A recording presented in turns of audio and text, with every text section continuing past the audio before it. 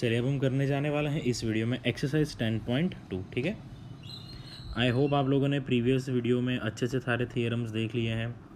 ठीक है, true false और फिल इन द ब्लैंक्स अच्छे से समझ लिया है 10.1 का। तो आइए शुरू करते हैं 10.2। ठीक है, चलिए क्या करेंगे, सबसे पहले क्वेश्चन देख लेते हैं। फर्स्ट क्वेश्चन 1 क्या है? क्वेश्चन 1 में recall that two circles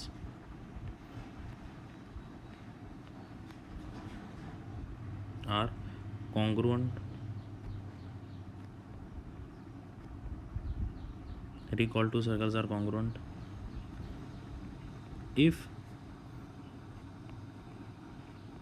they have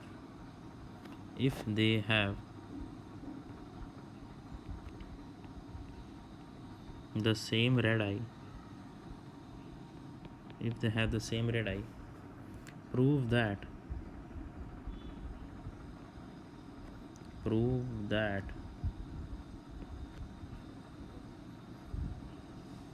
equal chords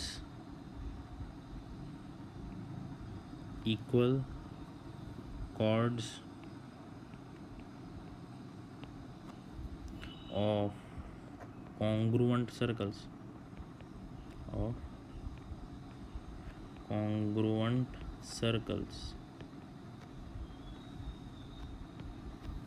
subtend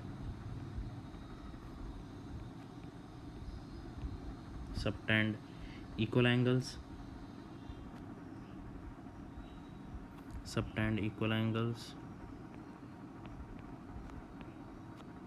at their centers.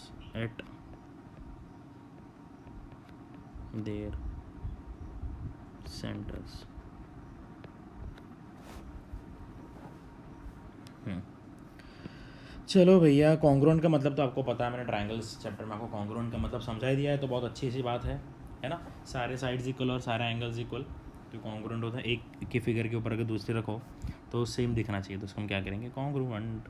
चलो बेटा एक सर्कल बना लेते हैं।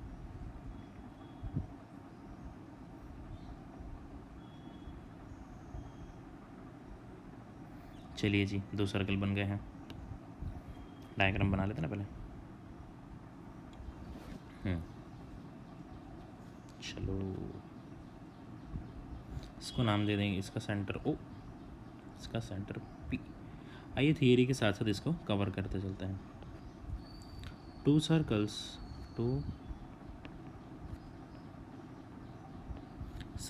With centre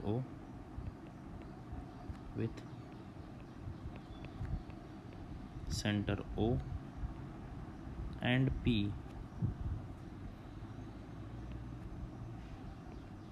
are congruent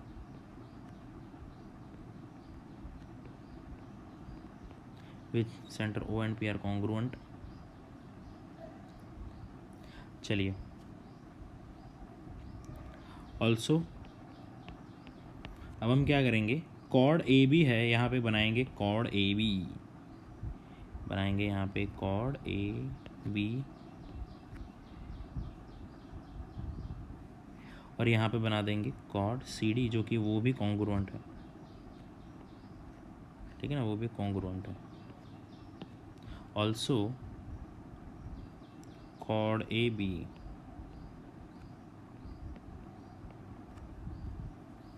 of circle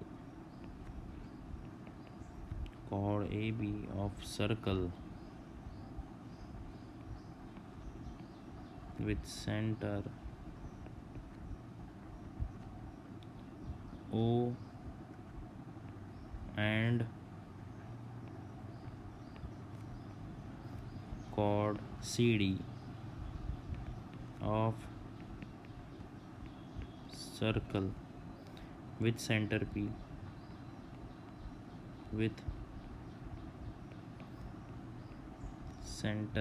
P are congruent।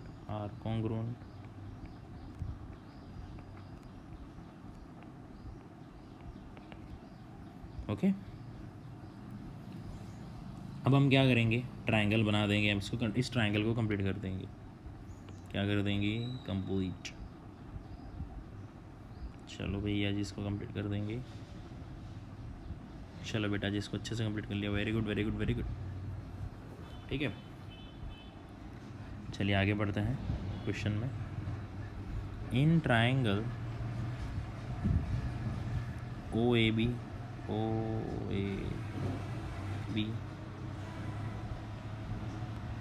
And triangle P C D,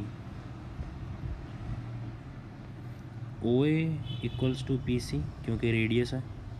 आप देख सकते हो डायग्राम में ओ ए किसको इक्वल होगा, पी सी को, क्योंकि रेडियस है। And O B would be equal to P D क्योंकि ये भी कॉन्ग्रुएंट ट्राइंगल्स के रेडियस है। तो कॉन्ग्रुएंट ट्राइंगल्स मतलब रेडियस तो सेम ही होगा ना, ठीक है ना, ओके। और हमें ऑलरेडी गिवन क्या है कि A B equal to C D, क्योंकि कॉर्ड दोनों की इक्वल ऐसा हमको बोला गया है। तो by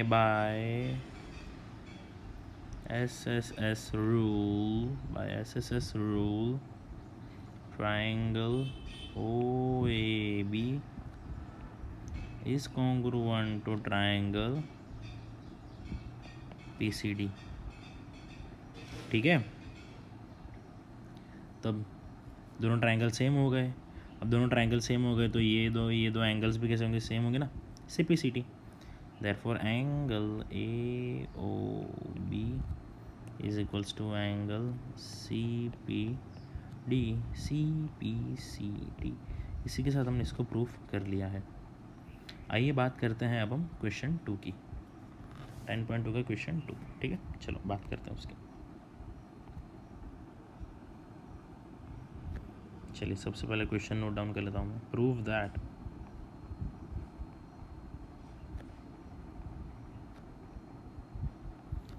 that if chords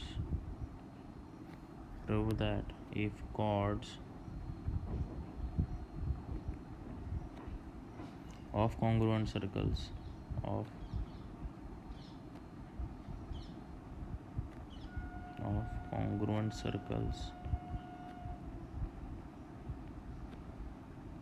subtend equal angles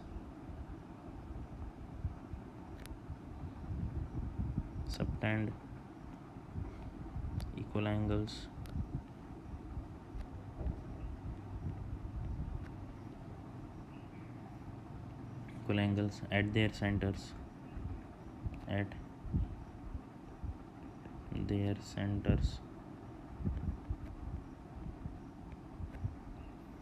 then chords are equal, then chords are equal।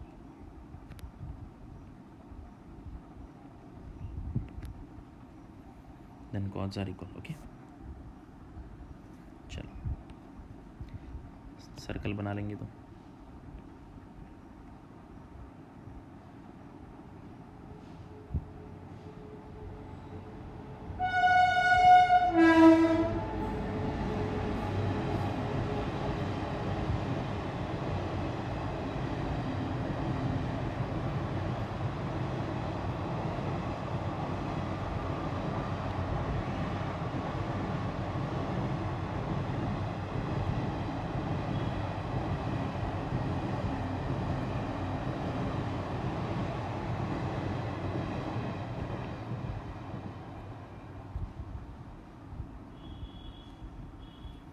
To circles with centre O and centre P are congruent. Question में दिया हुआ है दोनों कॉन्ग्रुएंट है।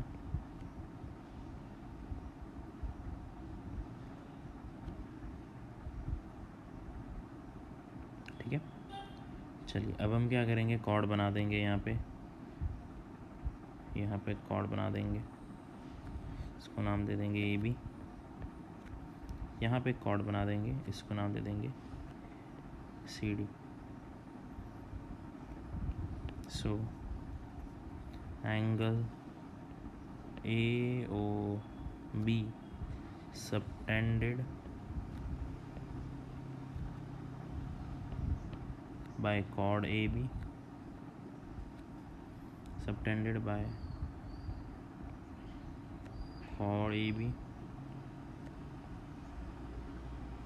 and angle C P D subtended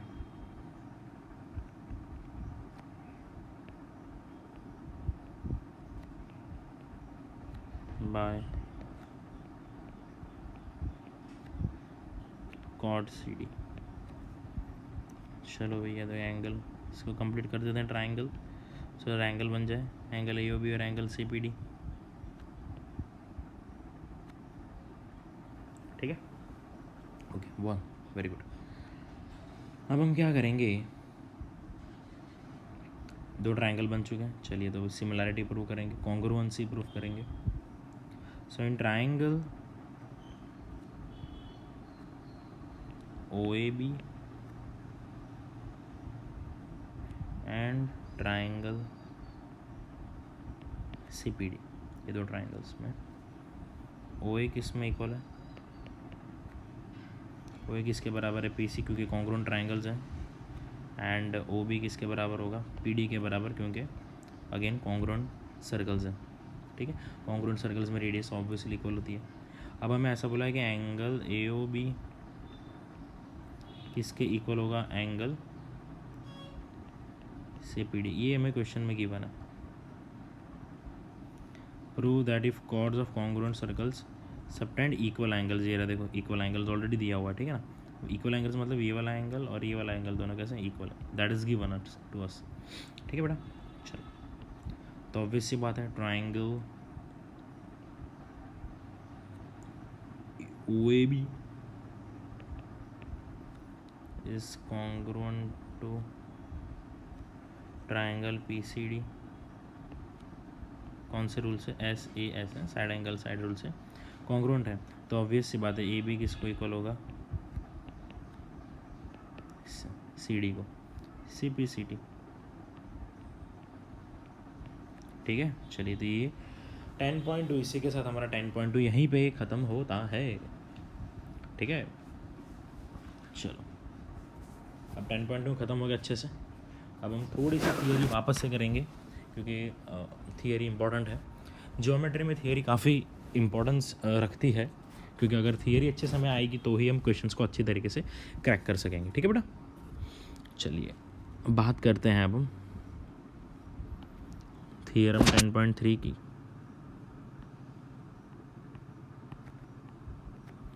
theorem 10.3 की क्या है, theorem 10.3, the perpendicular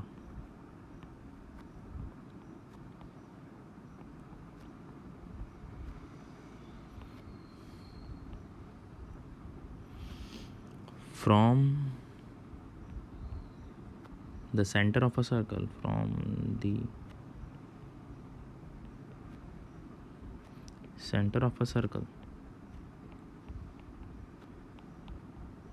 from the center of a circle to a chord,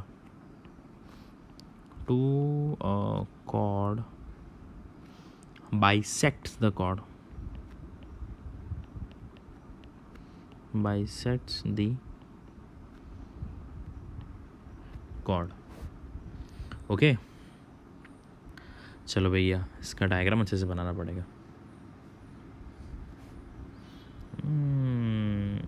circle ले लिया, ओके, यहाँ से कॉर्ड ड्रॉ कर लिया, ओके, ये सेंटर ले लिया, ओके। ठीक है, चलिए अभी क्या कह रहा है यहाँ पे अपने को ये कह रहा है perpendicular drawn from the centre of a circle. अभी ये देखो सर्कल से एक परपेंडिकुलर बनाता हूँ मैं, तो बेटा परपेंडिकुलर तुम्हें पता है, परपेंडिकुलर लाइन क्या करता है, सामने वाले को दो इक्वल हिस्सों में डिवाइड करता है ना, yes yes.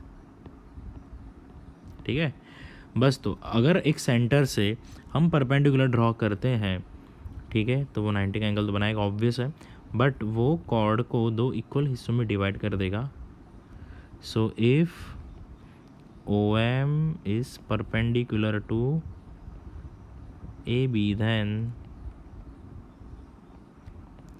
M is midpoint of AB such that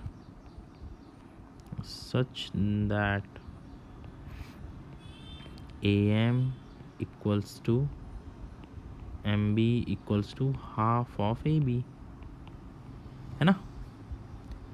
अभी देखो ये जो है ये AM पूरे AB का आधा होगा, ये MB भी क्या होगा, पूरे AB का आधा होगा, और ये दोनों इक्वल होंगे। फॉर एग्जांपल अगर इसका लेंथ है 8 सेंटीमीटर तो ये कितना होगा 4, ये होगा 4, सिंपल सी बात है। तो ये है थियरम 10.3।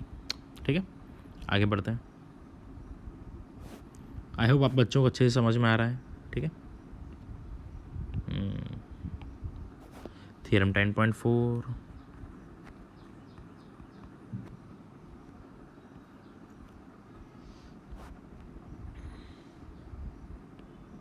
क्या है, the line drawn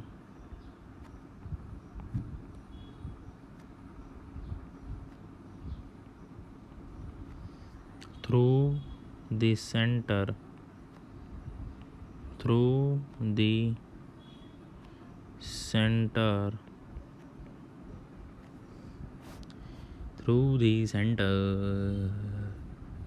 of a circle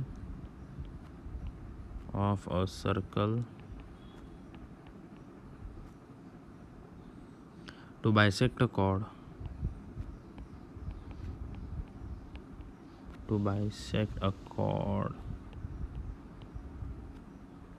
is perpendicular to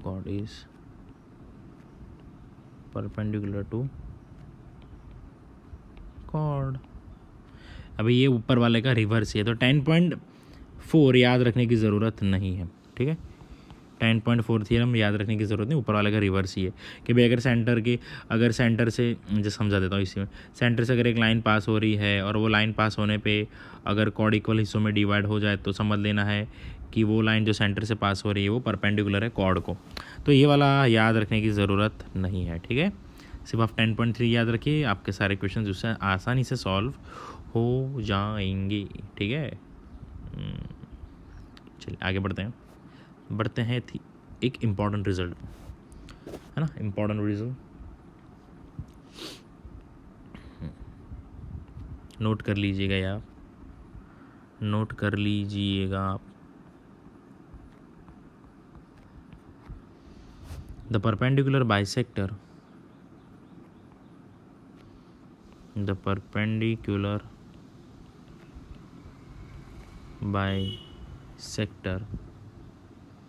of any chord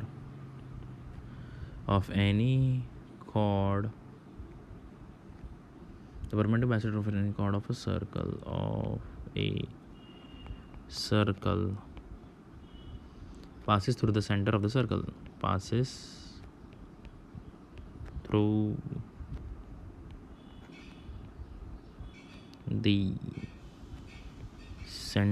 circle, center of circle। कोई भी परपेंडिकुलर बाइसेक्टर हो वो कहाँ से पास होगा, सेंटर से ही पास होगा। मान लेते हैं कोई भी एक सर्कल ले लेते हैं, ऊपर से उठा लेता हूँ मैं, कॉपी पेस्ट कर लेता हूँ, डुप्लीकेट कर लेता हूँ। चलिए आ गया मेरा सर्कल। चलिए अभी मैं ना बहुत सारी कॉर्ड्स बना दूंगा। ये लो सेंटर, ये है एक कॉर्ड, ये है एक कॉर्ड, ये है एक कॉर्ड। चलिए, तो ये परपेंडिकुलर बाइसेक्टर इसका सेंटर से ही पास होगा, इसका भी परपेंडिकुलर बाइसेक्टर सेंटर से ही पास होगा, इसका भी परपेंडिकुलर बाइसेक्टर कहाँ से पास होगा, सेंटर से ही पास होगा। तो कोई भी कॉर्ड का परपेंडिकुलर बाइसेक्टर हमेशा सेंटर से ही पास होगा। ठीक है ना बेटा, बहुत बढ़िया, बहुत ही बढ़िया। ठीक है, चलिए आगे बढ़ते हैं थियरम 10.5 की तरफ। ठीक है, now let's move to the theorem 10.5।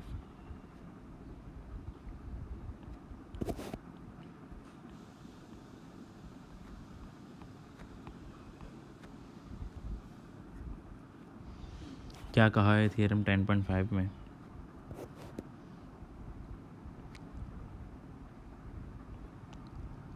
there is one and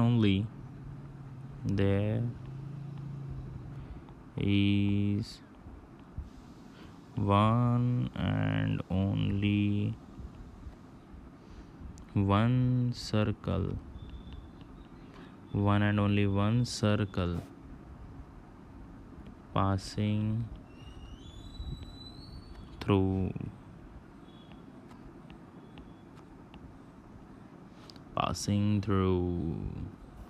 three non-collinear points। चलो, ये सर्कल की डेफिनेशन बेसिकली कवर होना चाहिए, बट मैंने नहीं किया था क्योंकि मुझे पता था कि ये थियरम आने वाला है। तो मैं सबसे पहले आपको बता दूँ कोलिनियर पॉइंट्स क्या होते हैं, नॉन कोलिनियर पॉइंट्स क्या होते हैं। नहीं, हाँ, मैंने ट्रायंगल में समझाया है, यस। तो एक बार मैं चलो वापस से रिपीट कर देता हूँ। अगर कुछ पॉइंट्स हों, ए मान लेते हैं 3 पॉइंट्स ABC, अगर उसमें से एक स्ट्रेट लाइन पास हो रही तीनों में से, तो ऐसे पॉइंट्स को क्या कहलाते हैं, कोलिनियर पॉइंट्स। ऐसे पॉइंट्स जिनमें से एक ही लाइन पास हो से क्या कहते हैं, कोलिनियर पॉइंट्स। ठीक है, तो मैंने आपको समझाया था कि ट्राइंगल बनाने के लिए भी क्या होना चाहिए, 3 नॉन कोलिनियर पॉइंट्स होने चाहिए। सिमिलरली सर्कल को बनाने के लिए भी क्या चाहिए, 3 नॉन कोलिनियर पॉइंट्स। तो नॉन कोलिनियर पॉइंट कैसे, कि जिसमें से एक सिंगल लाइन पास ना हो। तो आप देख सकते हैं कि ये 3 नॉन कोलिनियर पॉइंट है। यहाँ से मैं एक फिगर बना दूंगा तो क्या बन जाएगा, सर्कल बन जाएगा। ठीक है, अब थोड़ा सा आड़ा टेढ़ा है, आप समझ लेना यार। आर्टिस्ट तो नहीं हूँ मैं, बट थोड़ा सा आप समझ लेना। हाँ देखो, हो रहा है। हाँ, तो ये देखो 3 नॉन कोलिनियर पॉइंट्स हैं, देखो, तो उसमें से सर्कल पास हो रहा है। ठीक है ना बेटा, समझ में आ गया ना। मतलब सर्कल बनाने के लिए अपने को क्या चाहिए अपने को, 3 नॉन कोलिनियर पॉइंट्स चाहिए। अब देखो नॉन कोलिनियर पॉइंट कैसे हो, देखो अभी मैं एक लाइन ड्रॉ कर रहा हूँ, तो इस, एक मिनट,